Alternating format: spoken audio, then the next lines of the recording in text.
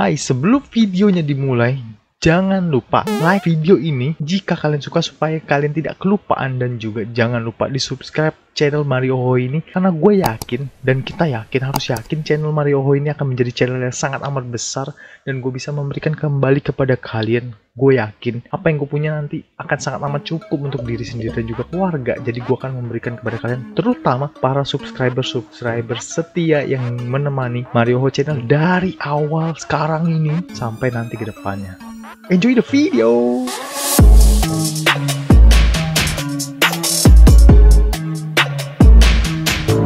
Hello, welcome back. It's with me again, Mario Ohoy channel. Semoga kabar kalian as always luar biasa, super sangat baik. Hari ini habis lelah banget. Kenapa? Karena dari jam 11 pagi gue dapat interview. Yeay.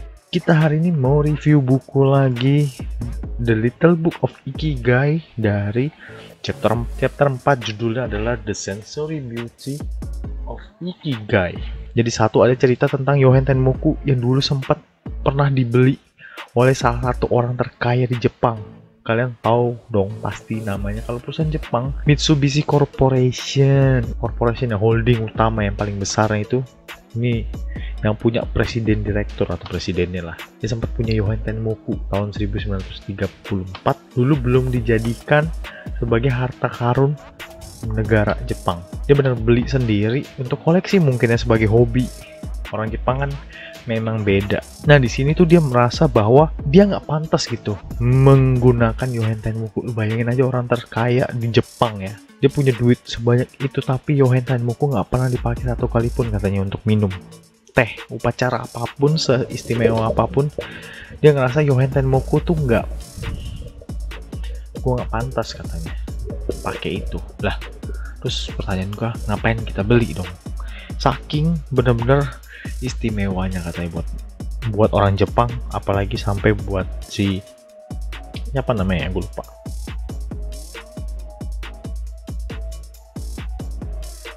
Yohen Tenmoku ini cuma salah satu ya, bukan tiga-tiganya ya. Memang kan bisa dibilang orang Jepang tuh sangat passionate sekali terhadap apa yang mereka suka, sampai kita juga bingung terkadang. Mereka super perfeksionis, super bawel, super ingin tahu, rasa ingin tahunya menggebu-gebu banget, mengejar sesuatu tuh harus perfect. Sampai ada turunan ke-9 yang mencoba membuat Yohen Tenmoku. Itu gimana? Keturunan ke-9 loh.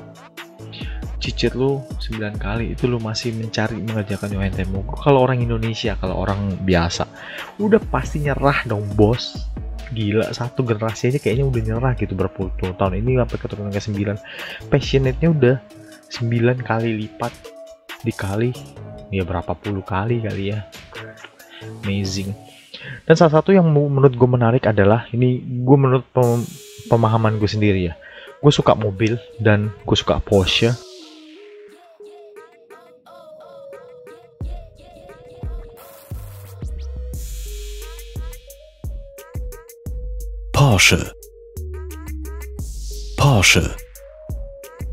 Porsche.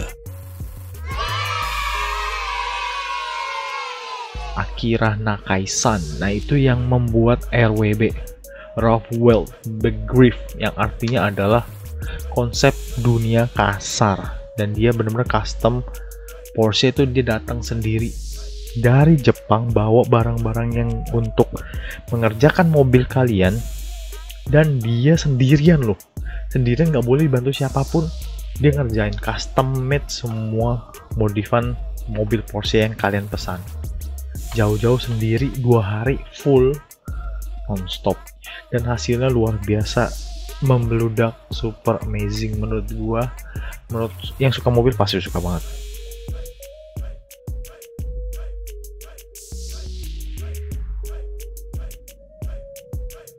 Nah, di situ juga ada pertanyaan, menurut buku ini Ken Wogini, dia juga bertanya kenapa sih, dari mana sih sebenarnya tuh ekspresi mereka tuh, antusias mereka tuh datang dari mana. Nah, sebelum menjawab itu, Ken Mogi memberikan perumpamaan lagi bahwa di Jepang tuh banyak sekali yang namanya onomatopoeia atau onomatopoeic expression, yang artinya adalah, misalnya gimana ya, kita ngomong nih, salah satu onomatopoeia di Indonesia yang gue tahu artinya adalah sepoi-sepoi. Maksudnya sepoi-sepoi adalah lu merasakan angin mengenai badan kita, muka kita sangat amat lembut.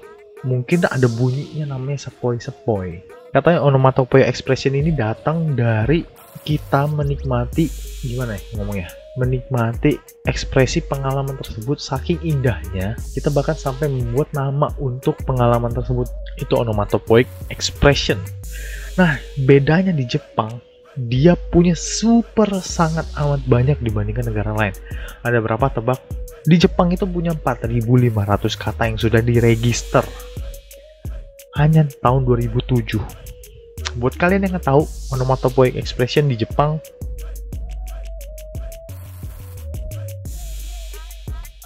nah sehingga di sini Ken Mogi bilang semakin banyak onomatopoeic expression yang ada di Jepang menandakan bahwa orang Jepang ini benar-benar menikmati keberadaan dia, hidupnya mereka masing-masing, cara mereka orang Jepang melihat dunia dan mendengarkan dunia, merasakan dunia itu sangat amat dalam.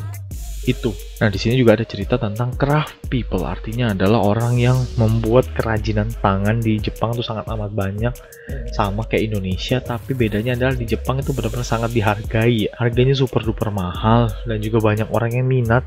Bahkan mereka tuh dijadikan embodiment atau simbolisasi dari ikigai sendiri. Salah satu yang gue suka, yang sempat gue benar-benar naksir dari kerajinan tangan adalah gue sempat lihat di Jepang tuh ada yang jual mangkok yang pecah tapi disambung dengan emas, ditambal dengan emas, bukan sambung ya, benar-benar kan ada pecahannya tuh. Nah, dia sambunginnya dengan pakai emas, jadi keren banget. Gue akan kasih lihat gambarnya seperti itu, suka banget, keren. Nah, itu mereka memang sangat menghargai karena itu detailnya lebih perfect, benar-benar perfeksionis, dibuat secara perlahan-lahan, memakan waktu, memakan tenaga, memakan effort. Misalnya contohnya mobil Porsche RWB, Rockwell Pigriff. Nah, itu butuh 2 hari full dikerjakan oleh satu orang. Dia terbang dari Jepang ke Indonesia. Misalnya banyak yang orang Indonesia yang sudah punya, itu keren-keren banget. Gue suka, benar-benar panutan. Dan di situ memang attention to detail itu beda dari orang-orang biasanya. Nah, oleh karena itu mereka punya yang namanya sensory quality-nya benar-benar beda daripada orang-orang lain. Disitulah kenapa orang Jepang ini punya ikigai, merasakan ikigai karena mereka punya sensory beauty. Mereka benar-benar live in the moment. Jadi inti dari chapter 4 ini adalah being in the here and now, berada di sekarang, nikmati hidup sekarang, jalani hidup sekarang. Perhatikanlah sekeliling kalian, rasakan. Salah satu yang menjadi note dari Ken Mogi adalah saking terkenalnya di Jepang tentang sesuatu kualitas ataupun sebuah presisi, perfeksionis dan sebagainya, sangat dihargai. Memang tradisinya bagus ya. Jepang tuh banyak produk-produk elektronik mereka, bahkan sampai kamera ya. Contoh medical camera, benar-benar medical kamera buat medis, atau mungkin juga kita bisa ngomong kamera Sony yang punya lensa dan sebagainya, atau Fujifilm. Nah, itu pembuatan pabrik mereka sampai sangat amat presisi. Mereka mengikuti semangat dan nilai-nilai dari ikigai, bahkan sampai ke perusahaan. Ada satu poin penting juga dari nilai ikigai yang muncul di chapter 4 ini, yaitu adalah releasing oneself dalam bahasa Inggris ya itu ya. Artinya adalah melepaskan diri sendiri. Maksudnya apa? Di sini sempat di state dari perumpamaan tentang anak. Di sini dia membandingkan tentang bagaimana seorang anak-anak yang masih kecil itu nggak perlu yang namanya nilai-nilai ikigai. Buat kita, orang yang sudah terbentuk selama ini, butuh mungkin baca buku ikigai, mungkin butuh nonton video, mungkin butuh mengerti apa itu ikigai, apakah itu stoik. Tapi tentang seorang anak kecil, dibilang anak kecil tuh nggak butuh ikigai. Karena apa? Karena mereka sendiri belum didefinisikan oleh sesuatu. Dia tuh belum terbentuk. Dia tuh masih tidak dikekang oleh apapun. Dia nggak dikekang oleh keadaan sosial dia nggak dikekang oleh profesi. Dia benar-benar bebas sebebas-bebasnya. Jadi sini ditekankan kenapa dibawa cerita tentang anak kecil yang masih bebas itu karena dia tidak ditekan atau tidak stres atau tidak dituntut untuk menjadi apapun. Hidup, nikmati, ketawa, bahagia, itu inti dari seorang anak kecil yang masih bahagia, masih bebas. Nah, itu juga di sini sempat dikaitkan juga tentang Buddhist meditation atau mindfulness ya, meditasi dan sebagainya. Di sini ada, singkat aja, ada kuil di Jepang di mana para biksu-biksunya itu menerapkan hidup ya meditation full. Mereka boleh komit berapa lama pun yang mereka mau, setahun, 2 tahun, 10 tahun. Mereka benar-benar hidup tanpa worry apapun, tanpa sosial status, tanpa peduli apa yang akan terjadi di masa lalu. Mereka punya tugas masing-masing, lakukan tugas mereka, makan, bahagia, tidur, lakukan hal-hal yang sama terus menerus tanpa terikat apapun. Mereka nggak punya tuntutan, mereka nggak punya mimpi, mereka nggak punya tujuan, goal ya, impian yang benar-benar gue mau jadi kaya tuh enggak. Mereka punya sosial status, levelnya di sini ada kepala biksu ini harus menghormati segala macam tuh enggak.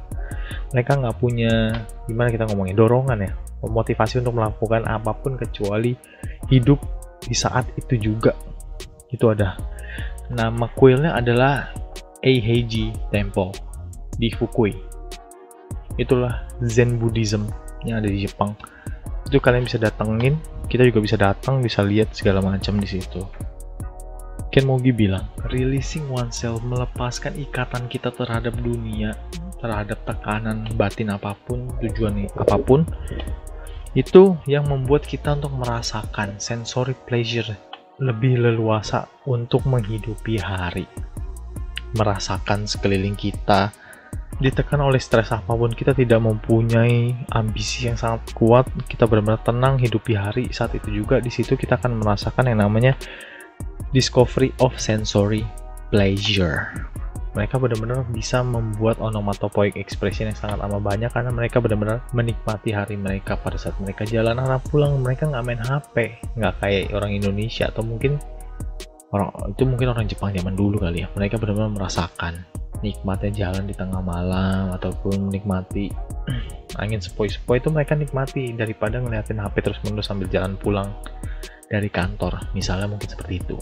Nah, di sini kita cuma membahas dua pilar, yaitu adalah releasing oneself, melepaskan diri kita, dan pilar ketiga di sini adalah being in the here and now. Oke, sebagai penutup kita ada last statement ya. Di sini bahasa Inggrisnya, by relieving ourselves of the burden of the self, we can open up to the infinite universe of sensory pleasures.